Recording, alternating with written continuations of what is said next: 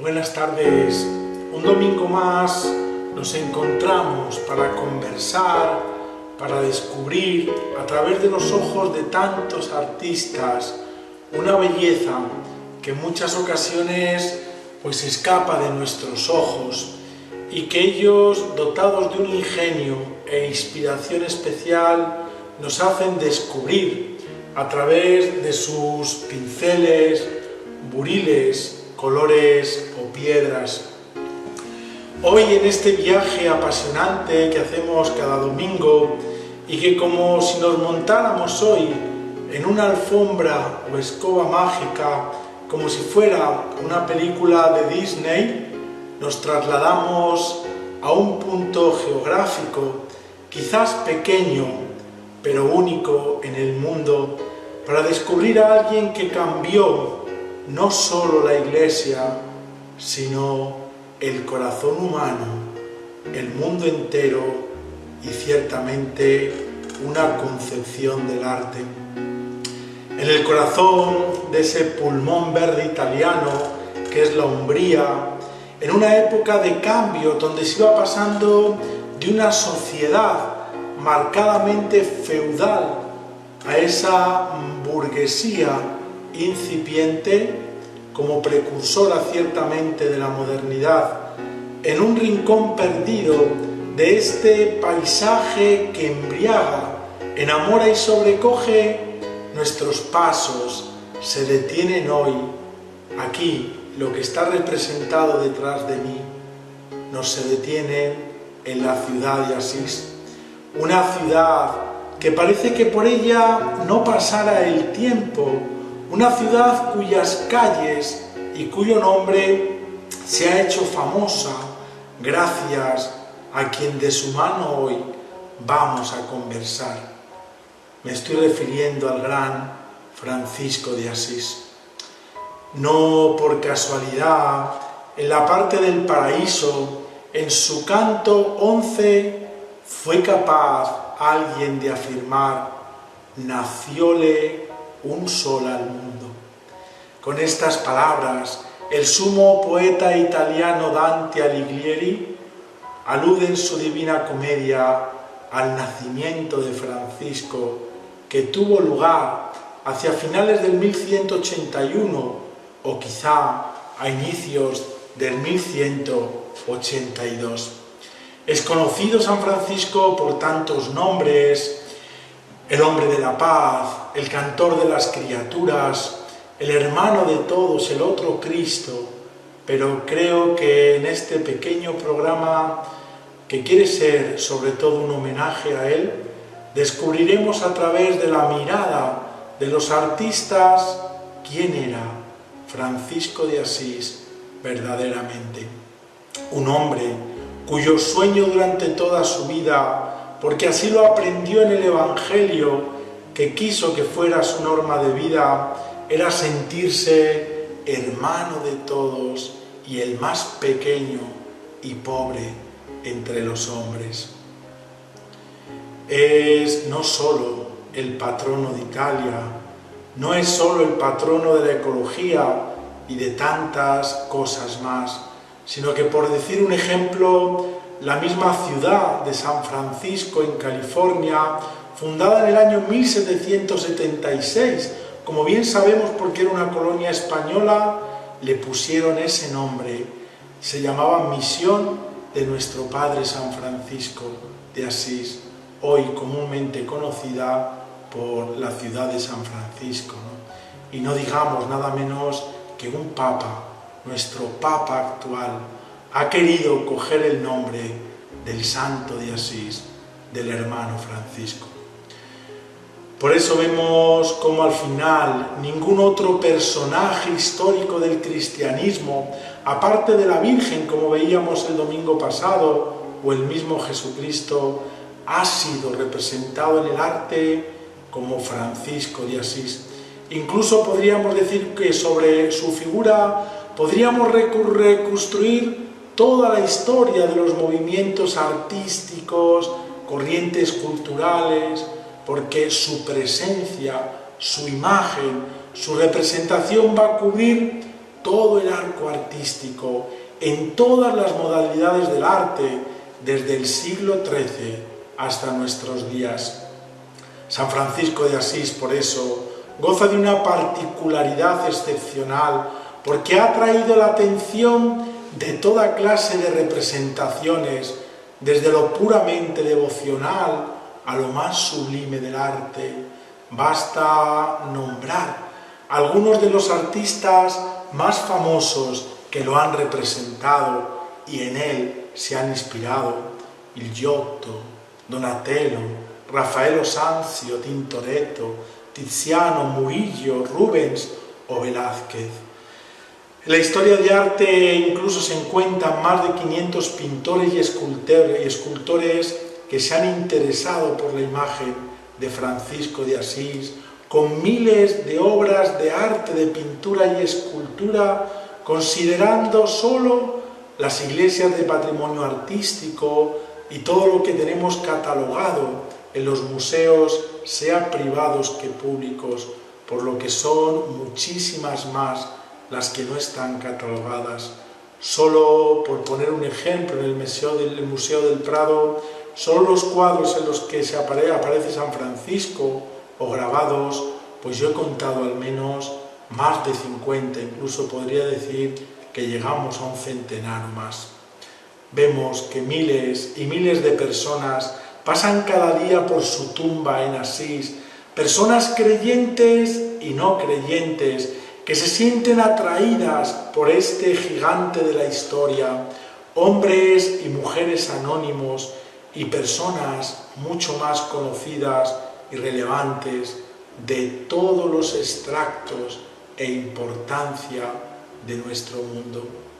Por citar uno, recuerdo aquella visita que se cuenta de Gorbachov, quien se declaraba ateo, ¿no? Pero en una ocasión, como peregrino, pues aprovechando una ocasión que tenía que ir a Italia, quiso ir a la tumba de Francisco de Asís porque él mismo dijo que le tenía un gran afecto, ¿no? Y en una visita privada allí se presentó, ¿no? Era muy curioso cuando él, entre las muchas cosas que dijo, ¿no?, durante esa visita, al concluir esa visita, después de un largo rato en la cripta donde reposan sus restos, al salir, este gran magnatario ruso, también que tanto, pues bien hizo, yo creo, a toda la política internacional y al mundo, diría: he quedado fuertemente marcado y golpeado y emocionado en este lugar, porque me es tan grato encontrar en este lugar tan importante, no solo para la fe católica, sino para toda la humanidad, el testimonio de San Francisco de Asís, que al final es el testimonio que nos comunica una gran riqueza de esa tensión espiritual.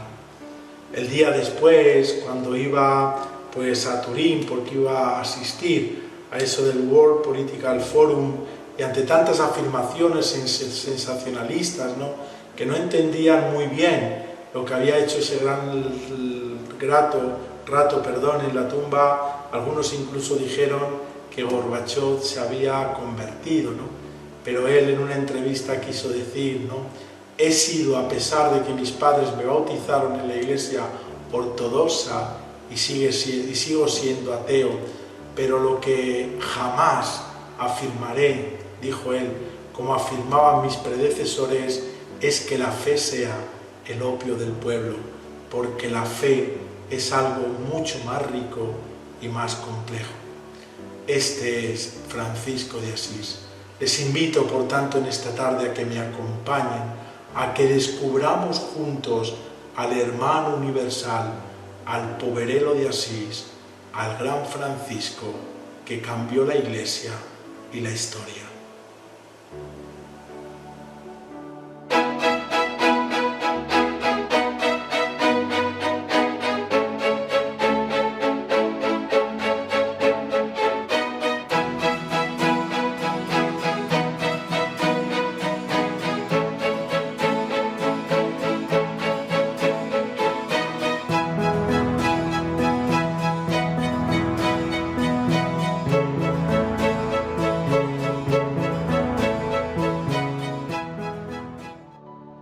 tú eres belleza. Con esta expresión, Francisco de Asís se dirigirá a Dios en una oración hecha poesía que llamamos las alabanzas al Dios Altísimo.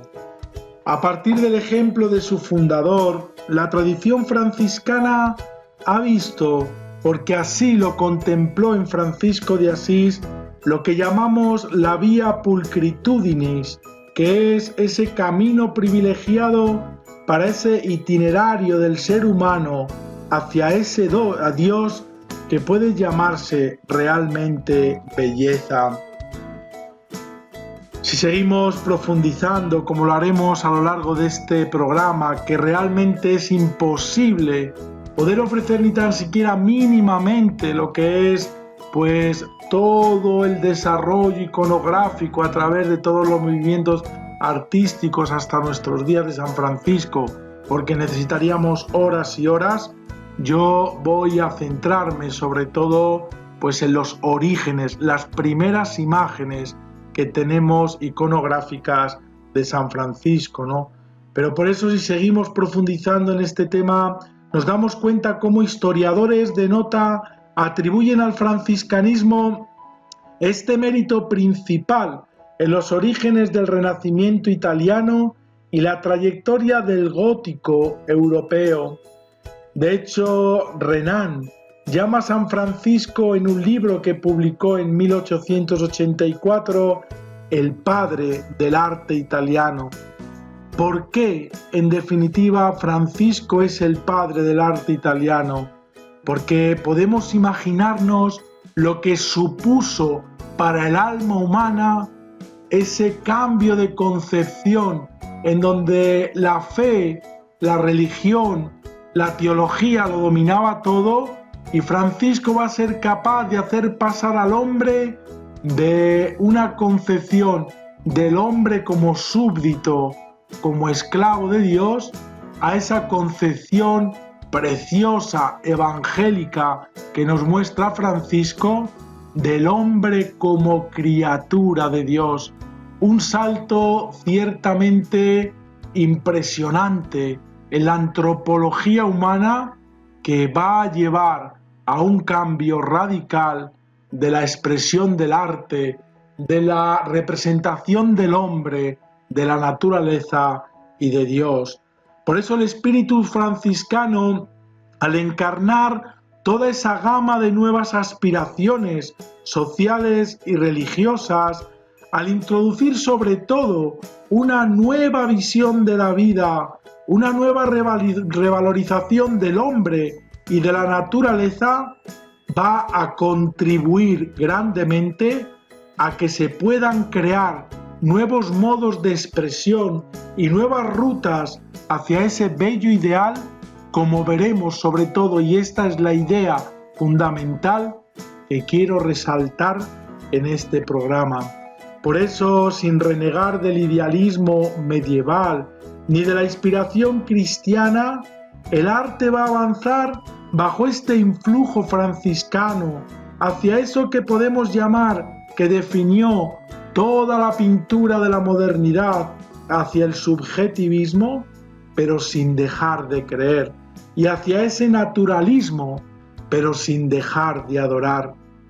La piedad franciscana sugiere además al sujeto temas nuevos y emocionados, de gran incidencia en el sentimiento popular.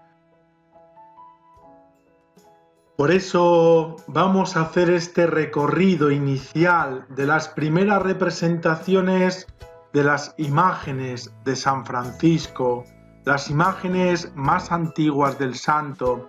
Recorreremos también un poco su vida para conocer, pero vamos a dejar que sean las pinturas las que nos digan y nos revelen cómo fue la vida de Francisco.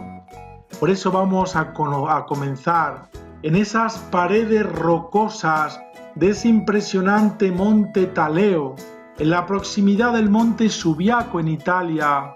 Ahí vamos a encontrar un sitio de paz y de espiritualidad, el monasterio benedictino del Sacro Specco.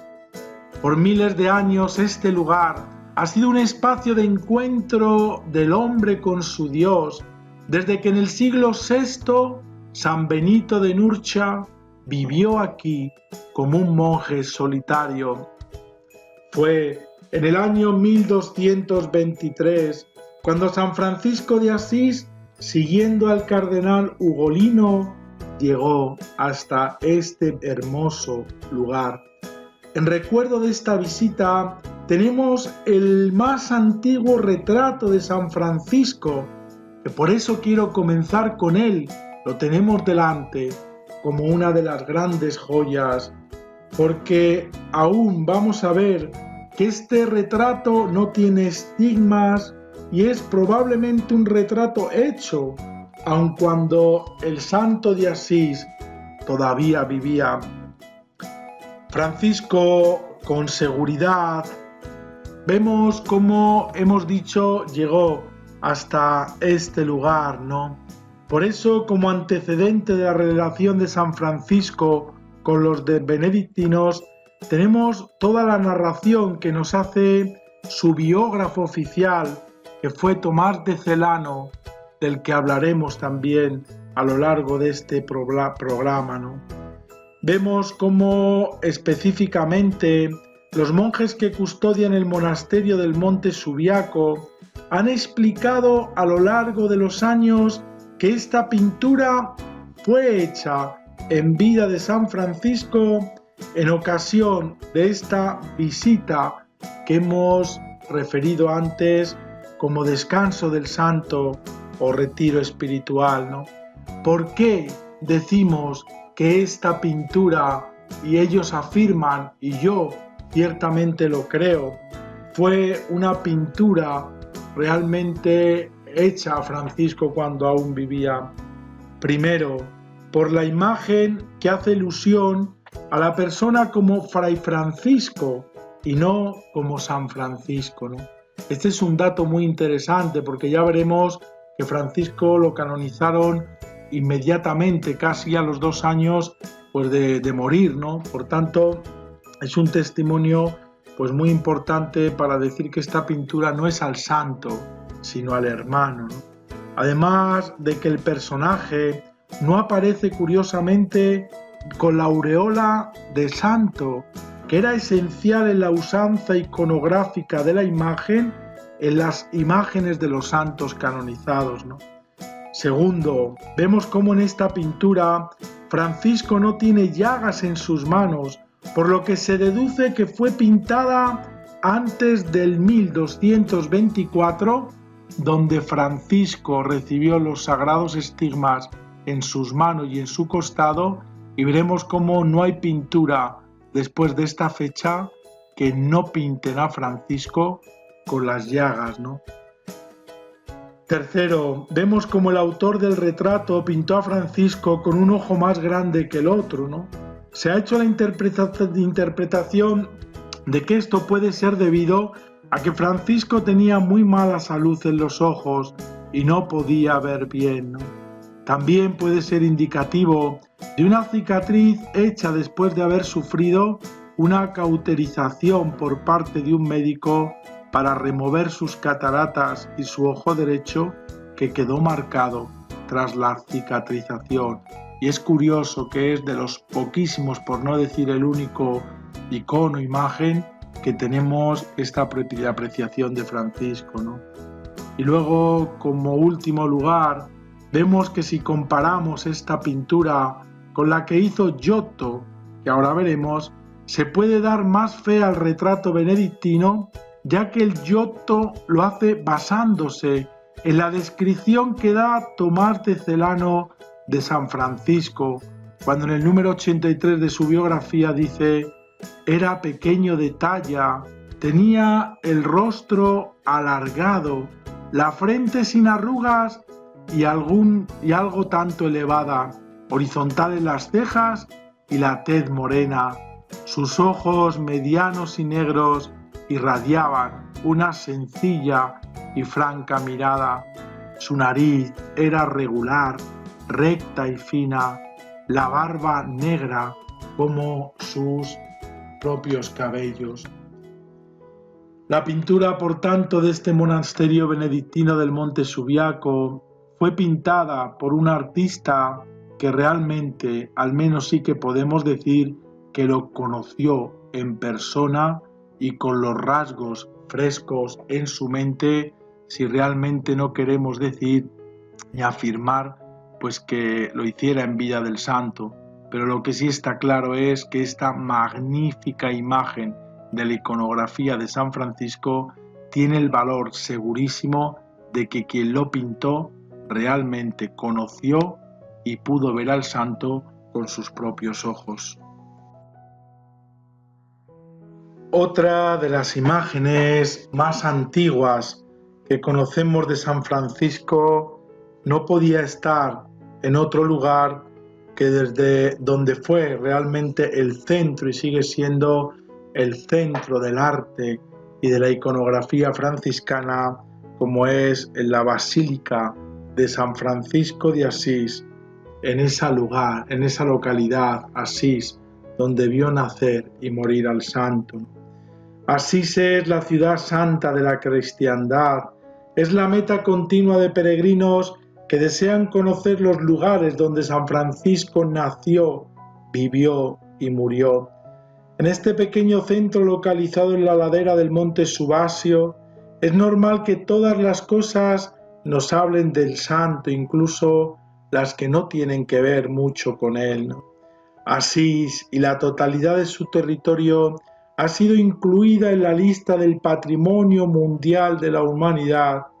Para la UNESCO constituye un ejemplo único de continuidad histórica de una ciudad santuario desde sus orígenes umbro-toscanos y medievales hasta ahora.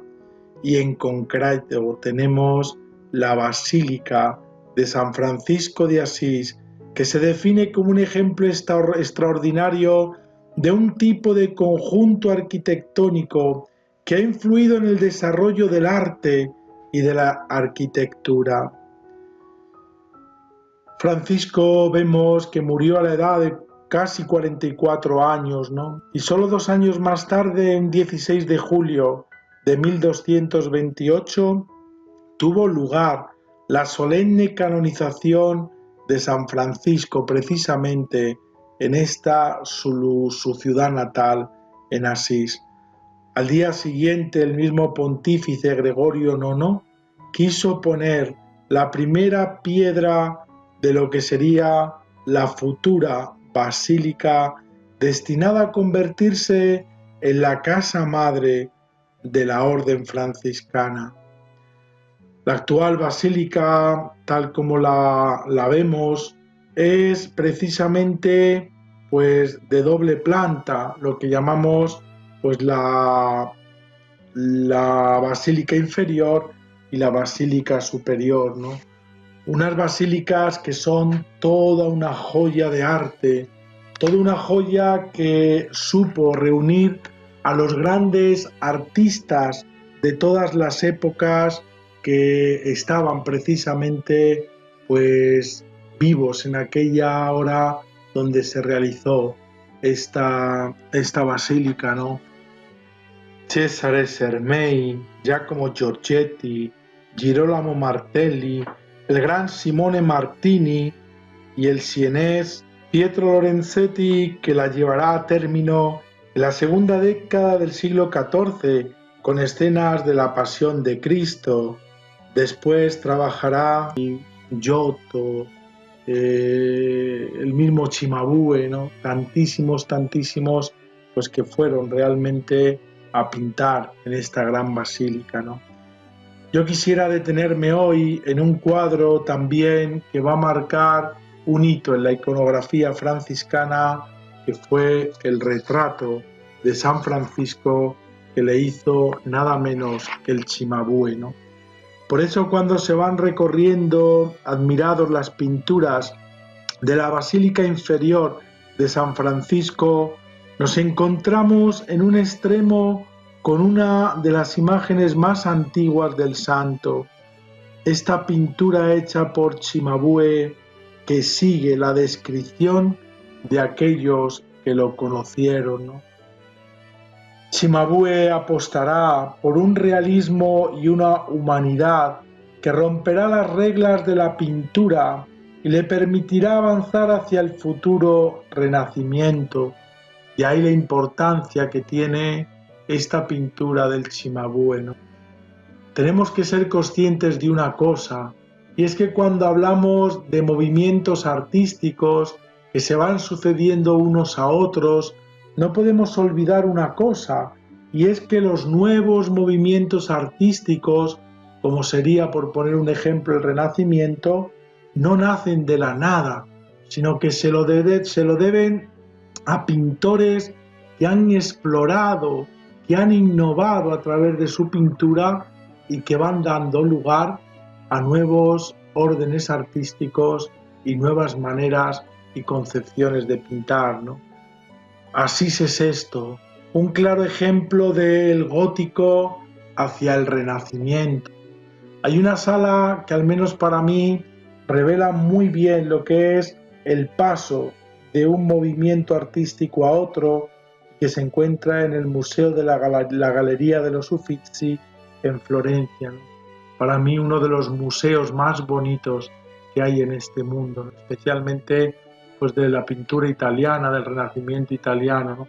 Cuando uno va a pasar a ver ya las obras de Botticelli, de Miguel Ángel, de Leonardo, de Rafael, nos encontramos quizá con la expresión de lo que es el paso del gótico al renacimiento, que son precisamente esas dos Madonas italianas, una del Cimabue y la otra del Giotto, para ver cómo al final pues se da un paso de este gótico final al renacimiento, ¿no?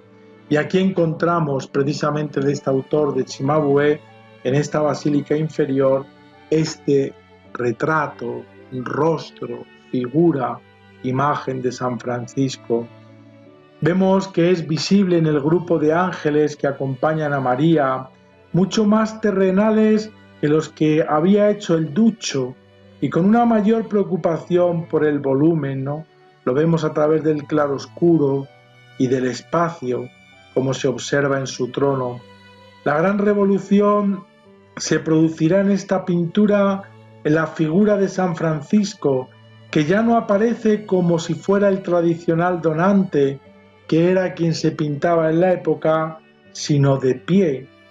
Además, Francisco aparece casi del mismo tamaño como lo vemos del resto de las figuras, lo cual es toda una revolución para la época, porque no podemos olvidar que la pintura hasta el Renacimiento, la importancia de los personajes, lo daban por el tamaño, no simplemente por donde se encontraran, ¿no?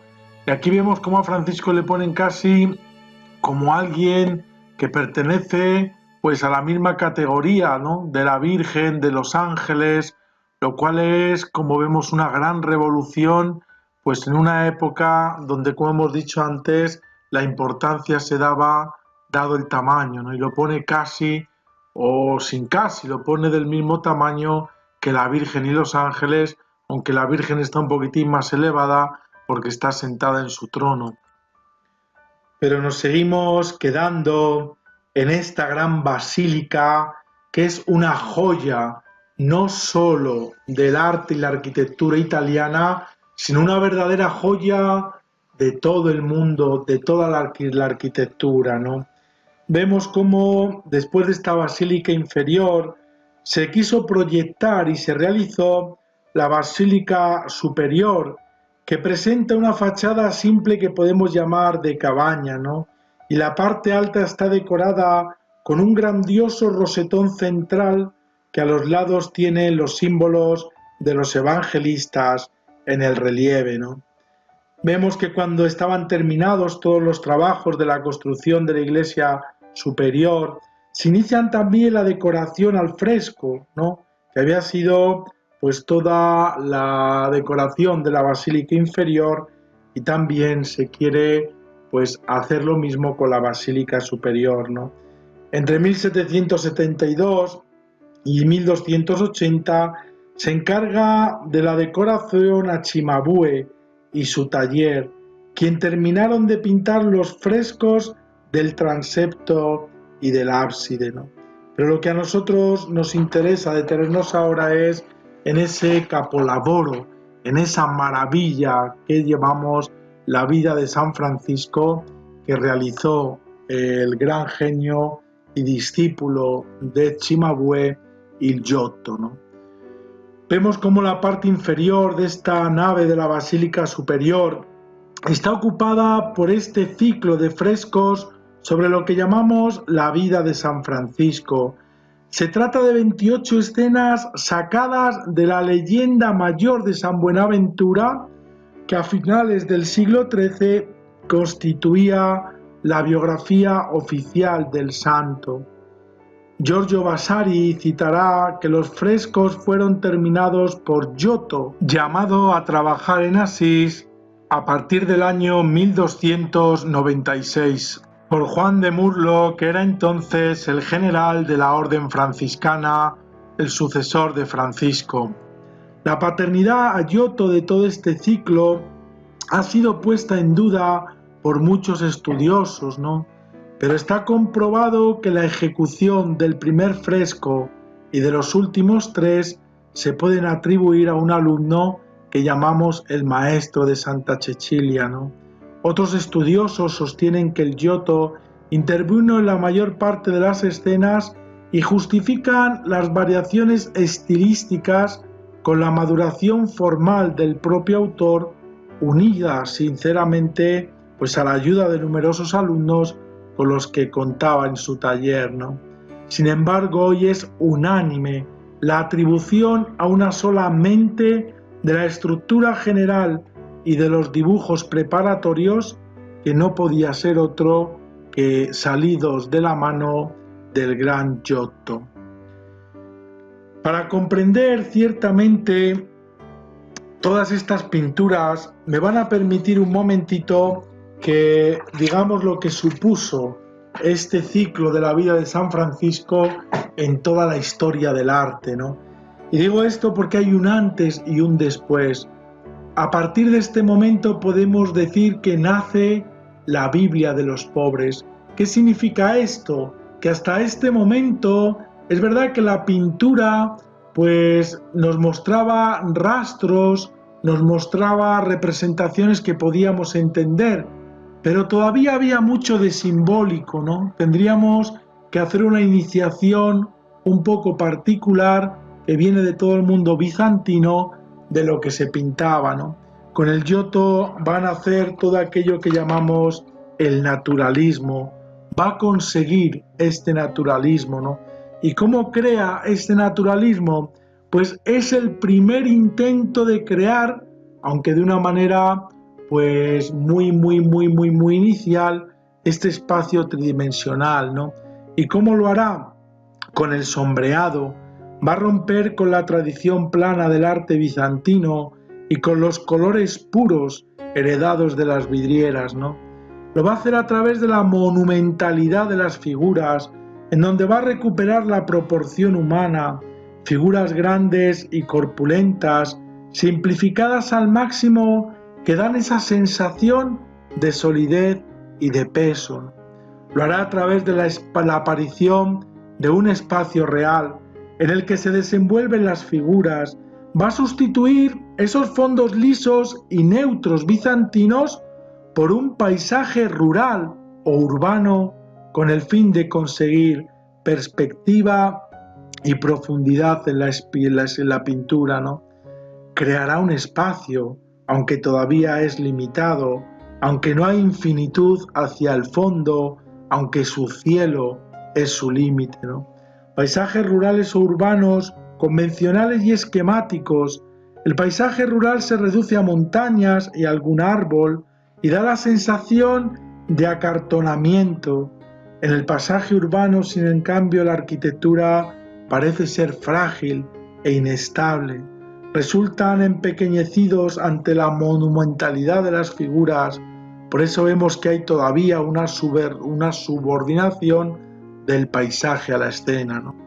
Y también lo va a crear a través de la sobriedad, que la va a dar por el color y por la simplificación de formas y detalles evitando lo anecdótico, con el fin de que nada impida la sensación del volumen y distraiga al espectador del tema, digamos, principal, ¿no? Va a conseguir Giotto este naturalismo porque va a expresar ya sentimientos. Es el primer pintor en este ciclo de San Francisco que va a introducir en su obra el sentimiento, ¿no? La expresión de sentimientos la consigue por medio de gestos y actitudes que aportan a las figuras pues ese dramatismo y esa teatralidad, ¿no? Por eso vemos cómo es toda una innovación la que va a hacer Giotto en la narración de la vida de un santo, separando las escenas. Por tanto, va a romper con el criterio medieval de acumular varias escenas en el mismo espacio. Los rostros de sus figuras no están individualizados, solo los va a individualizar al realizar un retrato a Dante, que también es de una gran innovación, puesto que es la primera vez que aparece el retrato en la pintura italiana, ¿no? Aquí vemos pues esta joya, esta maravilla que supone este ciclo de la vida de San Francisco. Vamos a ir viendo algunas ahora de una manera resumida porque no tenemos mucho tiempo, pero vemos que nos dicen algo. Aquí comienza la pintura como narración de historias, cada una con su título abajo, están ambientadas en ese mundo medieval de finales del siglo XIII, ¿no? Los personajes vemos que se mueven dentro de espléndidos paisajes, como hemos dicho antes, ¿no? Los episodios además vemos que están encerrados en el interior de un falso pórtico, transmitiendo así ese efecto ilusionista de un espacio hueco que sobrepasa las paredes de la iglesia. La historia del poverello no inicia curiosamente desde el nacimiento, sino desde la juventud, y es una secuencia narrativa que va avanzando de la primera escena de la nave derecha y va a terminar con la 28ª de la nave izquierda. Según los estudios más recientes, el ciclo de Asís parece estar subdividido en 3 grupos distintos, el primero y el último de 7 cuadros cada uno y el intermedio de 7 parejas, 14 en total, ¿no? Los primeros 7 episodios van a representar desde la conversión de San Francisco hasta la aprobación de la regla. El grupo central, considerado evidentemente el principal, muestra todo el desarrollo de la orden hasta la muerte de San Francisco. Los últimos 7 serán las exequias y la canonización del santo, incluidos los milagros post-mortem necesarios para esta. En el primer grupo vemos cómo San Francisco está sin la orden, en el segundo está junto a él y en el tercero es la orden quien va a continuar esta obra y esta espiritualidad, y por eso Francisco al menos la fundó. Como vemos, es de una joya, de una innovación inigualable, ¿no? Es verdad que tendremos que ir a la capilla degli Scrovegni en Padua pues para ver un Giotto ya maduro. Es verdad que muchos han puesto incluso en tela de juicio que estos frescos fueran suyos porque hay bastantes diferencias formales, estructurales, pictóricas con referencia a esta capilla, ¿no?, de la Arena de Padua, pero no es menos cierto que aquí estamos viendo un Giotto que inicia su carrera, un Giotto fresco que comienza a innovar y cuya maduración será pues esa capilla degli Scrovegni. Para terminar, es curioso decir que es verdad que esta Basílica de Francisco pues fue para aceptar, para custodiar los restos del santo, que primeramente nada más morir fueron pues sepultados en una iglesia que llamamos de San Jorge y que estaría en la que ahora es la Basílica de Santa Clara, donde reposan los restos de Santa Clara, ¿no? Es verdad que fue un 25 de mayo cuando pues son trasladados los restos de San Francisco a esta Basílica de Asís, ¿no? Pero fijaros, desde ese año 1230 en el que se le sepultó en la basílica, pues Fray Elías, por miedo a que lo robaran, porque había mucho peligro, sobre todo los de Siena o Perugia, de robar los restos del santo, los escondió. Siempre se sabía que era debajo de los dos altares, ¿no? Si uno coge el altar de la basílica superior, coincide con el altar de la basílica inferior y con los restos de la tumba de Francisco, ¿no? Pero no fue hasta el año 1818 cuando, tras 52 noches de trabajo, fijaros, ya en pleno siglo XIX, que se descubrieron los restos tal como los tenemos ahora, ¿no? Ciertamente que sería pues una cosa apasionante ir viendo uno a uno de estos frescos, ¿no? Algunos pues vamos tanto así, tantas veces los hemos visto, quien no haya ido, pues yo de verdad que les recomiendo ir alguna vez a visitarla. Yo creo que una de las cosas que uno tiene que hacer antes de irnos de esta vida es visitar esta joya única en el mundo. Simplemente yo, porque el tiempo es nuestro gran enemigo, pues voy a simplemente anunciar, a dejar ahí para poder ver, soñar en este tiempo de confinamiento, pues como si estuviéramos allí en Asís, ¿no? Alguna de, al menos, de los pasajes principales de la vida de Francisco, pues que nos narra de una manera bellísima también el Giotto. Vamos a comenzar por la primera, que es el homenaje de un hombre simple, ¿no? Es la primera pintura que encontramos en este ciclo, ¿no? Como hemos dicho, Francisco nació en Asís el año 1182. Sus padres, pues ricos y burgueses comerciantes en tela, Pedro Bernardone y mamá Pica, ¿no?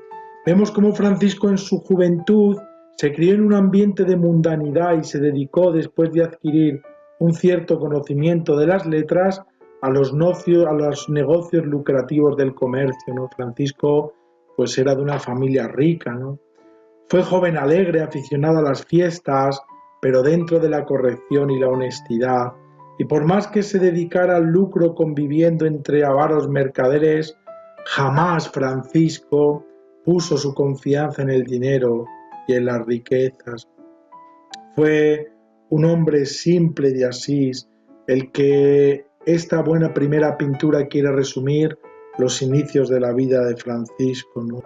Y era un hombre que al final tenía pues una gran compasión, era generoso hacia los pobres, incluso pues antes de su conversión, ¿no?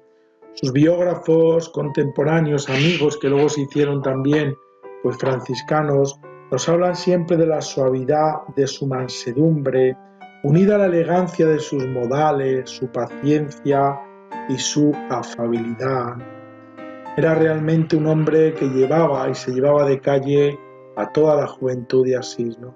Fijaros cómo todo esto lo va a expresar de una manera increíble, pues el Giotto en esta primera imagen.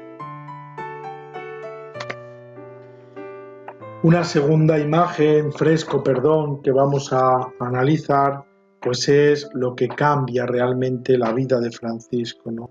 Es la oración ante el crucifijo de San Damián.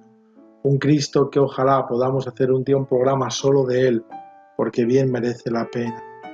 Vemos cómo Francisco, mientras tanteaba fervorosamente la voluntad de Dios, cierto día, cabalgando por la llanura que se extiende junto a la ciudad de Asís, inesperadamente se encontró con un leproso, cuya vista le provocó un intenso horror, pero trayendo a la memoria el propósito de perfección que había hecho y recordando que para ser caballero de Cristo debía ante todo vencerse a sí mismo, se apeó del caballo y corrió a besar al leproso.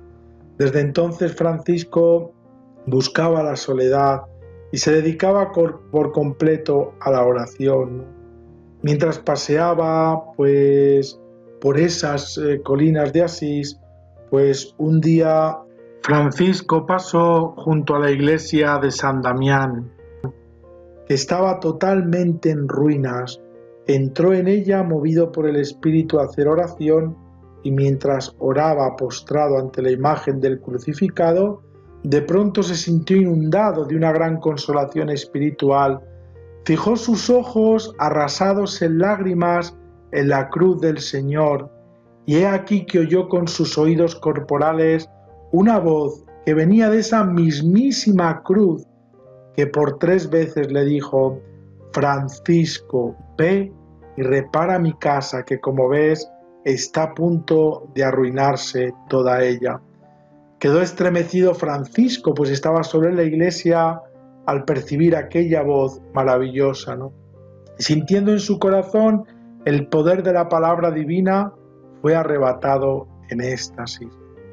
Vuelto en sí, se dedicó Francisco los primeros años de su vida, y entre ellas pues esta iglesia de San Damián, que aún conservamos, pues la restauró Francisco con sus manos, pues a restaurar y a conseguir piedras para restaurar esa iglesia. Esta de San Damián, luego sería Santa María de los Ángeles.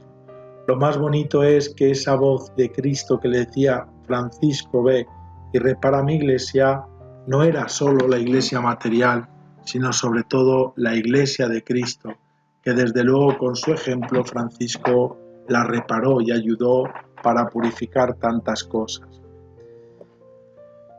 Otra escena de este fresco importante, por lo que supuso en la vida de Francisco, fue la aprobación de la regla de Inocencio III.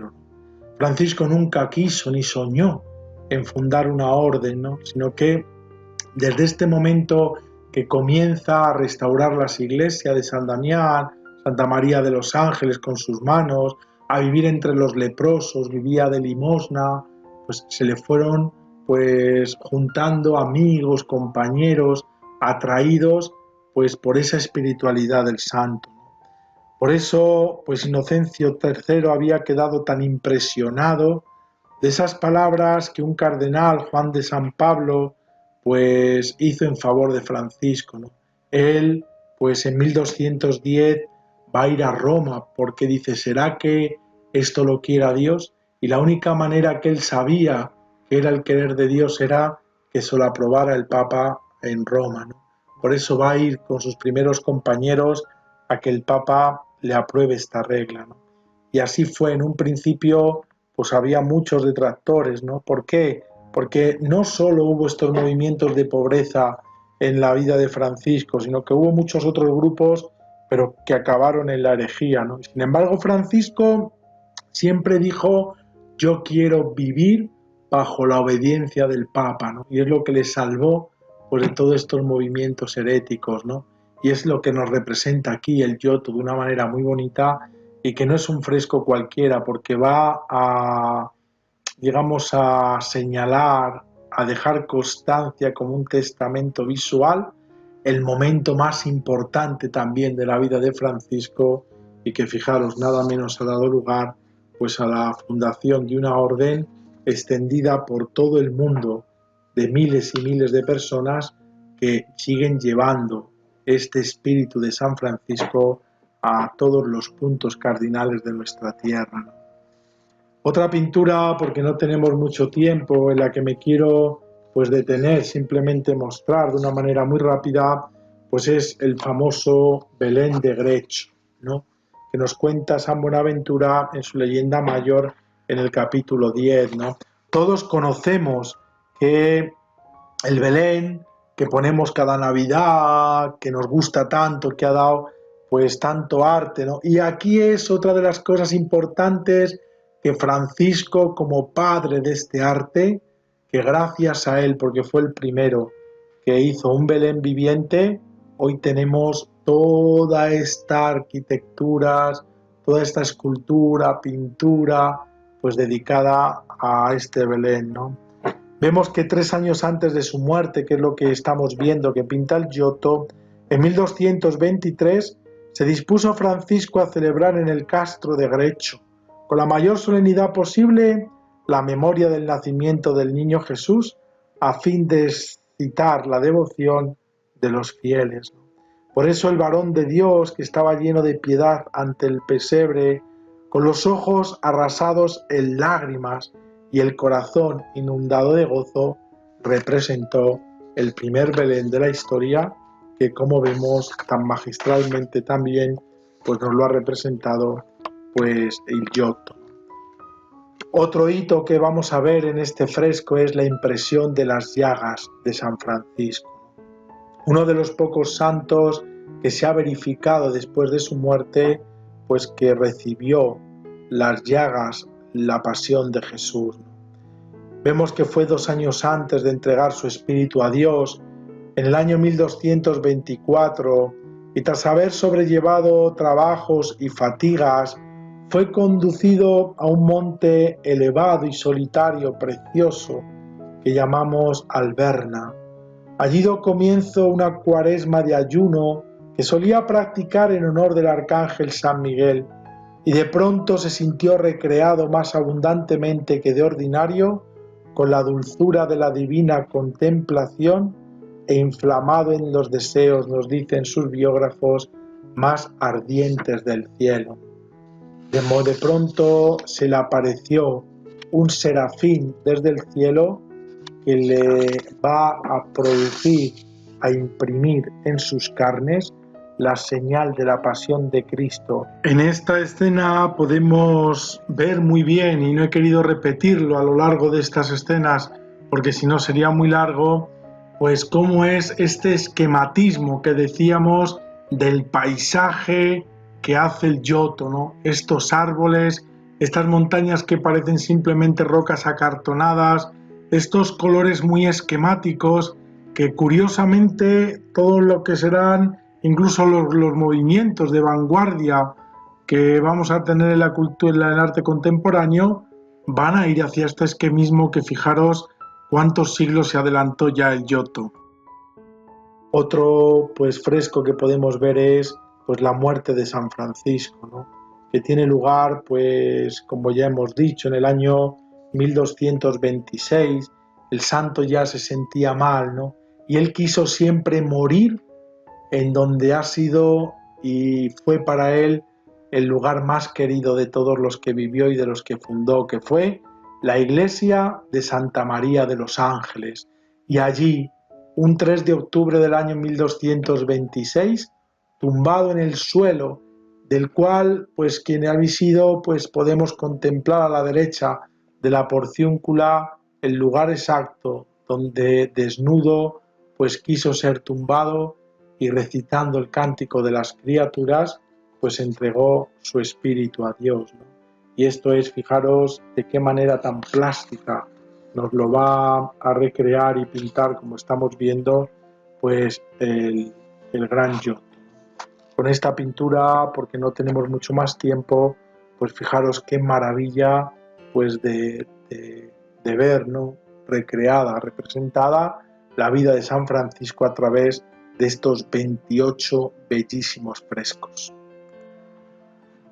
Pero Francisco de Asís no es alguien del pasado, ¿no? Yo he querido, como han visto, porque es imposible con el tiempo que tenemos, pues decir más cosas, ¿no? Cuánto me hubiera gustado pues explicar algún cuadro interesantísimo de Murillo, de Velázquez, de Tiziano, de tantos que han pintado a Francisco, ¿no? Pero he querido simplemente pues introducir la importancia y creo que pues ojalá que haya conseguido pues ver la importancia que ha tenido pues San Francisco en el arte en general, ¿no? Pero siempre me gusta terminar diciendo que Francisco no es algo del pasado, sino que es un legado sobre todo del presente, ¿no? Por eso pues tantos artistas aún hoy pues siguen teniendo a Francisco como inspiración en el arte contemporáneo, ¿no? Podemos ver, por poner pues un ejemplo, pues sabemos que se cuenta que Francisco en el año 1214 pues hizo el Camino de Santiago, ¿no? No sabemos pues cuánto tendrá de cierto ¿no? Y ha dado lugar a tantas películas incluso que tenemos en español, ¿no? Sobre este viaje de Francisco, ¿no? A Santiago de Compostela. pero justo pues con motivo de los 800 años, pues en esta ciudad pues quisieron e hicieron una exposición espectacular que llamaron On the Road y que fue pues inaugurada en esa capital gallega, ¿no? En ella intervinieron creadores internacionales tan prestigiosos como Tacita Dean, Christian Polanski, Richard Long, Asim McCall, Francis Ellis, incluso pues otros españoles como el mismo Antonio Tapies, ¿no? Fueron 44 obras inspiradas sobre todo pues en la espiritualidad de San Francisco, ¿no? Vemos como tantos artistas, incluso uno, por decir un ejemplo, el mismo Tacitadín, pues se subió a un andamio en los frescos que hemos visto de Asís, del Giotto, pues para filmar una proyección contemporánea pero preciosa, pues que dijera también hoy y expresara el hoy de la vida, de la espiritualidad, sobre todo de la herencia que nos ha dejado San Francisco de Asís, que sigue siendo la inspiración de tantos artistas.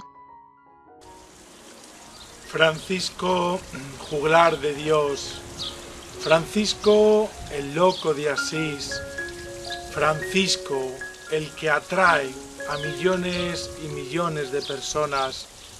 Quizá hoy podemos terminar este programa con aquellas palabras de aquella escritora, filósofa, mística en definitiva francesa, Simone Weil, quien en 1937, cuando visitó Asís, dijo textualmente: he recorrido durante 2 días maravillosos esta ciudad de Asís, y cuando me encontraba sola en esa capilla románica del siglo XII, incomparable maravilla de pureza, de Santa María de los Ángeles, algo interiormente me golpeó e hizo que por primera vez en mi vida me pusiera de rodillas.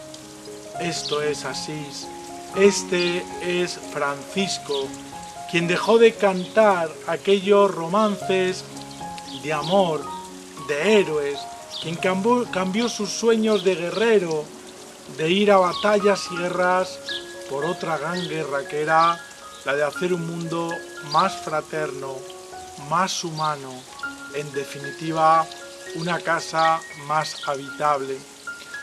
Yo, sin duda ninguna, debía este programa a quien también cambió mi vida y a quien tanto le debo, a Francisco de Asís. Para muchos, como para mí, Francisco no es un cuadro pintado en un lienzo, no es una estatua de piedra que contemplamos en tantos lugares bellos de este mundo, ni tan siquiera Asís es unas calles hechas de edificios preciosos de piedra, sino que es algo vivo. Francisco nos enseña hoy otra mirada de vivir y de contemplar el mundo con una mirada enamorada, con una mirada apasionada por la creación de Dios. Espero que les haya gustado este programa, que simplemente quiere ser pues un punto de partida para que al final pues todos podamos descubrir a este Francisco, a este juglar de Dios que cantó a la hermosura de la creación. Yo quisiera terminar y hacer mías esas palabras de esa gran película que muchos habrán visto, Titanic, cuando aquel personaje entrañable, Rose, está interpretado por esta gran actriz, Kate Winslet, quien, volviendo al barco otra vez para recordar y viéndolo en el fondo del mar, y lo que había sido pues esa historia pues con Jack, que era interpretado por el gran Leonardo DiCaprio, dice casi al final de la película, recordando ya lo que había sido aquel viaje, ¿no? Dice: esto me ha valido para que sepa todo el mundo que hubo alguien que salvó mi vida en todas las maneras en que alguien puede ser salvado. Este es Francisco de Asís para mí. Este es Francisco para millones y millones de personas que queremos seguir su espiritualidad y su ejemplo. Francisco no solo nos salvó, sino que nos sigue salvando en todas las maneras en que una persona puede ser salvada. Buenas noches.